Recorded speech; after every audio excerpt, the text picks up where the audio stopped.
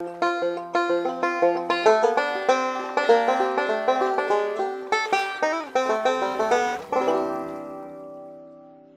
guys, got something I want to share with you. This is a new bait shape I'm playing with. I laid these other baits here as a tracer to give you an idea of the size of them. Not sure what colors I'm going to put them in yet. This is LC Shad. Okay, this is the Chaos. See, that's not quite as long as the Chaos, right? And it has a shape of a shad, real thin in the back. Look how much the tail is shaking, just me holding it. Yeah, the tail's got a lot of good action. You can move it slow and it has a lot of action, okay? That's Wally color. I did make it in slice. Don't know if it's going to be on the side in slice, okay? Virginia Shad. This is the flash color. Alright? So, there you go. This is dipstick. Don't know if I'm going to make it in dipstick yet. So, just kind of playing with it. Now, I have made stock already in a couple colors. Okay, I put them on this paper, guys, to make it easier to see. I made stock in this already. Now, this is a smoke, but I added a little bit more black to it, and I got a light gray belly. The belly's not pearl. If you look closely, it's not white. It's a silver belly. It's just a real light silver. Okay, I don't know what I'm going to name that yet. This is a new color for me. It's called Monkey Shine. That's by Dead On. And I think it's their copy of Monkey Milk. That's what it kind of looks like. I did put black and silver flake in it, because usually in ice I have blue flake, see? Alright, and this is Virginia Shad. Okay, I'm trying to keep it over the white paper. I'm moving here a little bit. See the chartreuse flake in the Virginia Shad? Virginia Shad's one of the all-around best colors I've got, guys. But anyway, I've already made stock in those three colors. That's three of them I picked for sure. Some of these I want to fish with first. Probably not going to load these until on the site. Probably till about the 1st of September. So I've got time, and I'll explain the rest of it to you here in a minute, okay? Now, I've got the fish. I got this mold Monday evening. I made a couple colors Monday. I made some of these colors Monday just to play with. I took a couple of them with me Tuesday morning, went out, and I got to fish it on a tree that was in the water. First cast past the tree, a nice crappie rolled up and grabbed it, okay? Going to show you that video right here.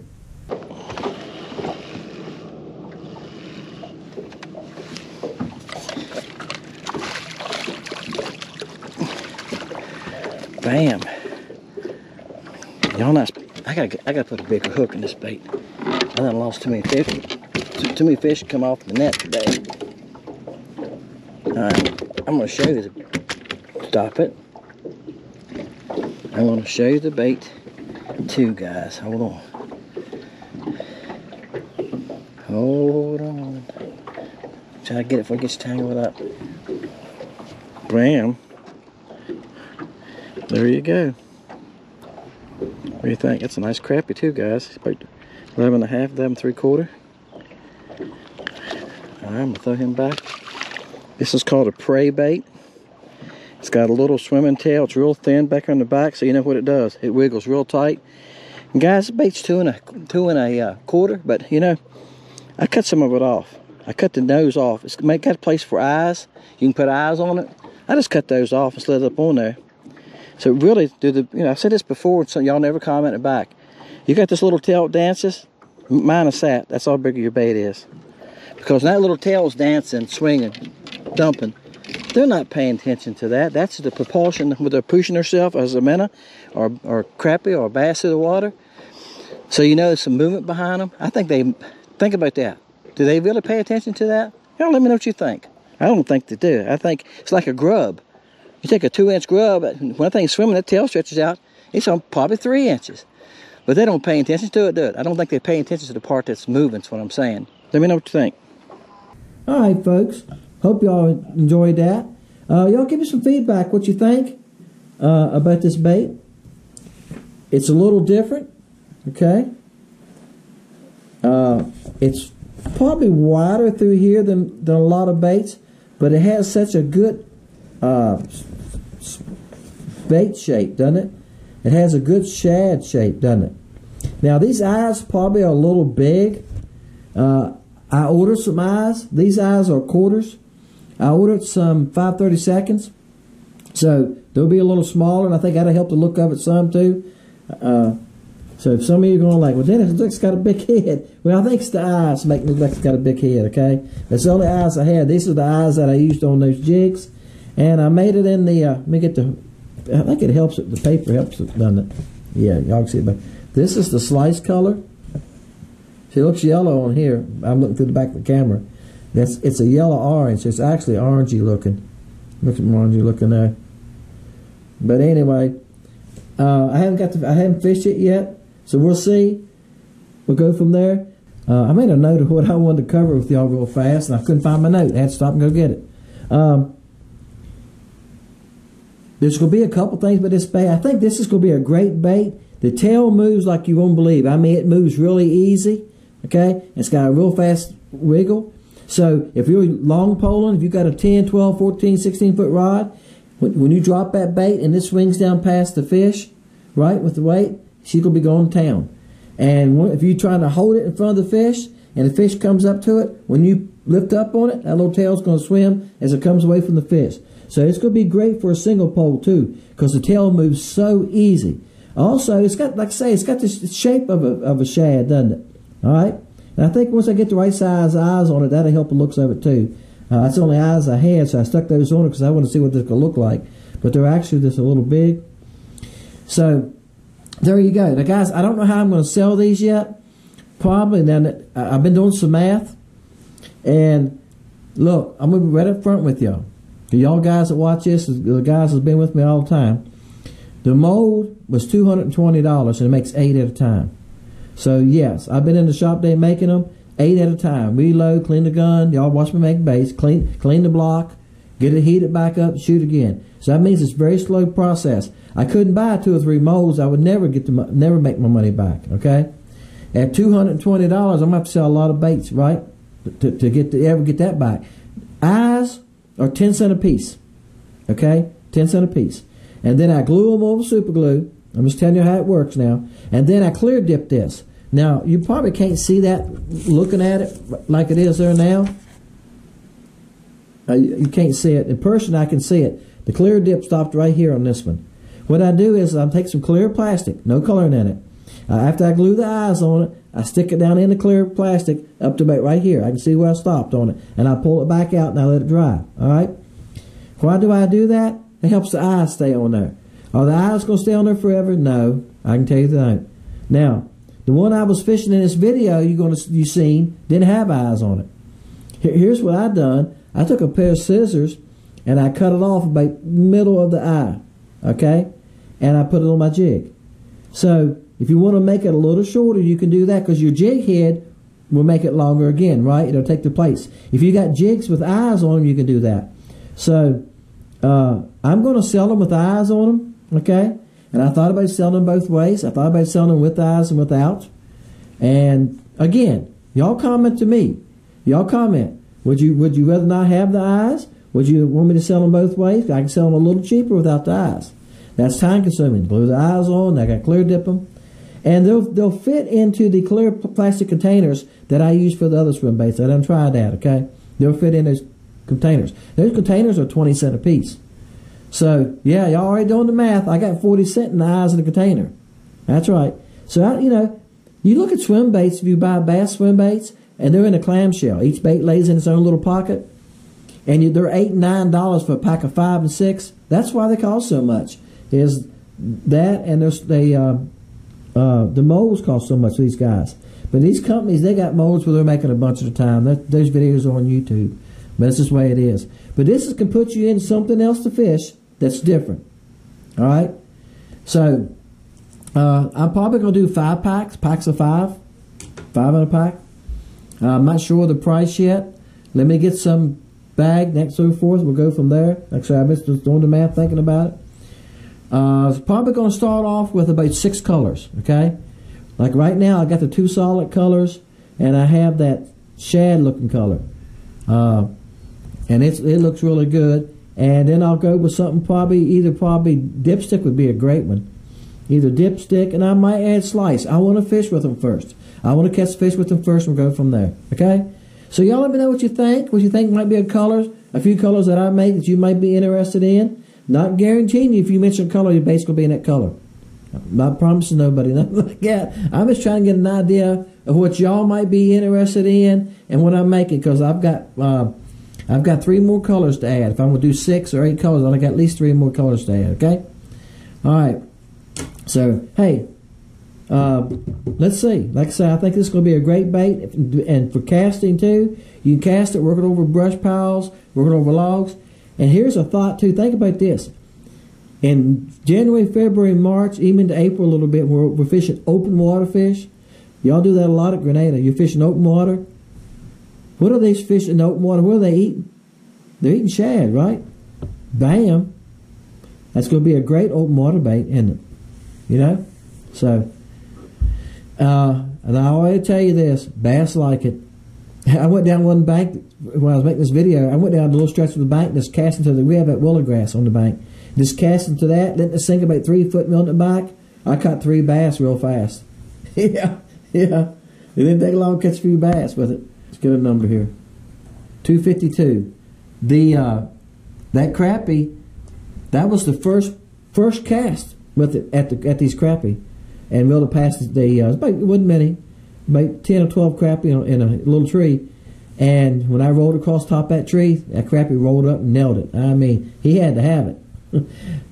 My hooks ain't big enough. I had a jig head in that somebody sent me a couple of years ago when I was using. The 4s are not big enough.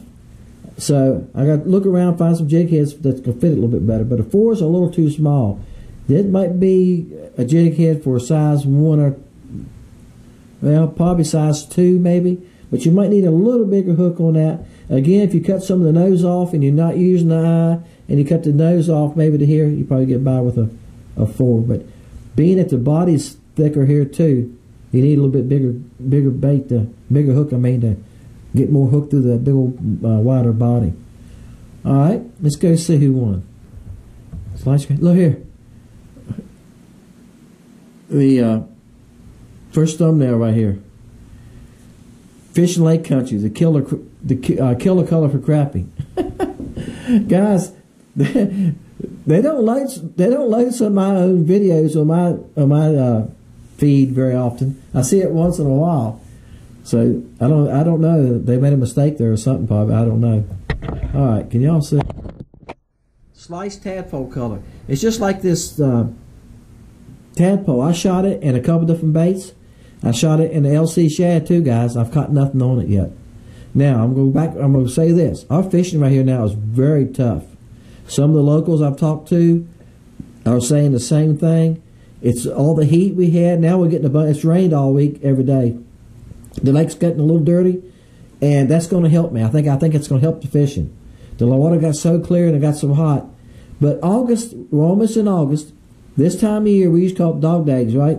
Y'all older guys, we used to be dog days in summer, right? August is tough here, and I'm going to try to get up on the curve maybe next week one day and fish. It's tough. The fish, I don't know if the metabolism slows down, but the biologist was on watching just the other day with somebody. I can't remember who he was on there with now. And he said, I can't remember now. But anyway, he said summertime, he said they actually slow down. And when the water gets really hot, they don't eat as much. Somebody commented today that the fishing in their lake is really tough. You're lucky to catch a couple. That's what happens. He said they slow down and quit feeding. So, there you go. And of course, you got to find some. They got so much to eat. I mean, look at it. Everything's had fry. Every fish in the water's got fry. I mean, catfish, carp, everything's had fry in the lake. All the sunfish. And of course, mayflies are still hatching here, guys. All right. The number is 252. All that don't help either, does it? When they got plenty to eat. I think right here now, 202, I'm going to skip it. I think look at it. I think you're going to get beat yet. There's 50 numbers there yet. There's 200, 270, he's over. See, there's 222. Let's write that down.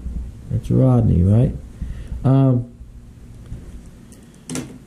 It's tough. To me, finding fish, the fish are moving a lot, and they're feeding at night. And when I went out Tuesday, I found quite a few schools, maybe 6 schools. A lot of places I went to where I've been catching them, knocked you out by 1, 223. All right, so that's Scott. There was no fish. Some of the docks that I bet has been 235, knocked you out. The number's 252. 235. That's Harold. Write down his name here. 235. There it is. 280. It's on the end. All right. Number's 252. So Danny, you're over. Joe 80. He's way under.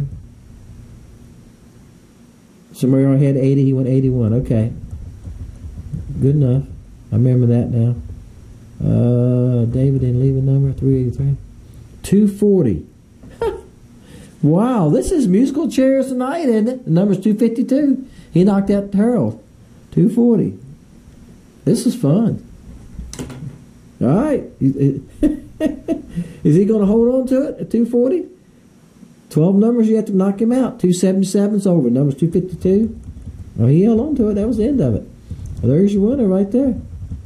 All right. I'll edit this video, then I'll email them. And guys, I'm going to mention the post office again. The post office can be terrible slow. I had a customer that he sent out to him, and he ain't got his package, and he contacted me, and I went and looked, and it said, I've had this happen to me. I've ordered stuff, guys, and it took 3 weeks to get it. I'm like, oh my gosh. And I ordered stuff. I ordered this mold on Friday. Yeah, on Friday morning, and I got it Monday morning out of Florida. It just depends on who picks it up. Here in Virginia, everything goes to Richmond, Virginia. Okay, then from there it goes out to whatever direction. Sometimes when that stuff gets up there, it sets up there. And that's where his package was. I went to my post office. We got together last week. I reckon it was Thursday or Friday. He said, I still ain't got my package. It's been 10 days. I'm not that far from you. So I stopped and went to the post office. I think it was Friday. I stopped at the Mexican restaurant and ate. I went to the post office. Went in and talked to them. They know me. And I went in and talked to the young lady, and I told her the situation. I had the tracking number with me. She went and got on the computer. Come back. She said, well, it's still in Sandston, which is outside of Richmond. And she said it's been there 4 or 5 days. They can look and see. His post office told him, I think, if I might be wrong, hope I ain't wrong, his post office told me it was lost. And I emailed him. I emailed him back. I said, she says it's sitting in Sandston. Maybe, I don't know. I'm going to ask her this Friday when I go up there. But I heard doing that. She just checked on the number. Did it show up on their computer that somebody's checking on it? I don't know. But he emailed me yesterday and said he got it. So evidently, from Friday to Tuesday, it moved from Richmond. If it had moved like it's supposed to, he would have had it in 4 days. But it took, 12 days to get it, or 14 days to get a package. He should have gotten 4 days. When I mail stuff, I've had people order this week, and I'm in and out of the house this week. I'm working in the shop, and one morning somebody ordered like at 10 o'clock. It went out that day. I seen the order. I came in the house. It pops up on my phone. I came in the house. I filled the order, and went up there and put it in the big blue box. They empty it every day at 12:30. So at 12:30, when she pulls that package out and she shoots it with her gun, it says shipped. She takes it up to the main post office. It goes on the truck. All right? There you go. So I get stuff out as fast as I can. But once the post office gets hold of it, once they get it, all I can do is the same as you can is watch the tracking number. If I can help you, I'll try. That's all I can do. Sometimes it just gets stuck places, guys. And they've been advertising that. If you watch when you check your tracking number, it says at the top. It says things are moving slower than usual, sometimes because of the weather. So, all right, guys, appreciate y'all. Y'all let me know what you think about these new baits. I had to get this mold. I've been holding off for something for this fall. I've been watching. This is what I picked because I think this is it's different. I don't have anything like that. I got the swim baits. We got the Chaos 2. The Shiner's got some body shape to it, something like this. But this thing looks like almost like a real shad. So let's see what happens. I think it's going to be great. Appreciate y'all, guys. Hey, see y'all next time.